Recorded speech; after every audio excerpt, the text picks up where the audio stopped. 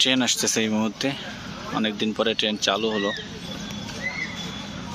দেশের অস্থিতিশীল পরিবেশের জন্য ট্রেনটা বন্ধ ছিল, আজকে যে প্রথম চালু হলো সীমিত আকারের। ট্রেনটা 2 নম্বর প্ল্যাটফর্মে ঢুকলো, আর ওই পাশ থেকে আরেকটা ট্রেন আসবে। ওইটা যাওয়ার পরে এটা একটা লোকাল ট্রেন, শেটেল ট্রেন। এই ট্রেনটা পরবর্তী গন্তব্যের দিকে ছুটে যাবে। তো যেহেতু আজকে প্রথম, অনেক দিন পরে প্রথম আর কি চালু হয়েছে, এই কারণে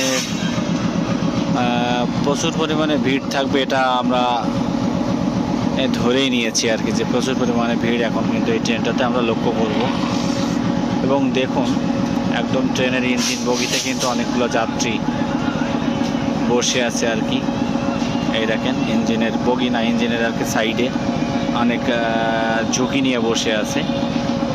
আর ওদিকটাতে যদি আমি দেখানোর চেষ্টা করি, ওদিকেও কিন্তু অনেক সংখ্যক যাত্রী, যারা এখানে খুব একটা বেশি যাত্রী নামবে না, কিছু যাত্রী উঠবে, মানে প্রচুর পরিমাণ যাত্রীর সংখ্যা কিন্তু আমরা ওইদিকে দেখতে পাচ্ছি। আর ট্রেনটা যেহেতু অনেক সময় এখানে থামবে, এই জন্য অনেক যাত্রী এখান থেকে কিন্তু ঘুরে একটু নেমে হেঁটে হেঁটে বেড়াবে, তারপরে আবার পরবর্তী গন্তব্যের উদ্দেশ্যে যখন ট্রেন সাইরেন বাজাবে বা হর্ন দিবে, তখন কিন্তু আবার ট্রেনটাতে উঠবে।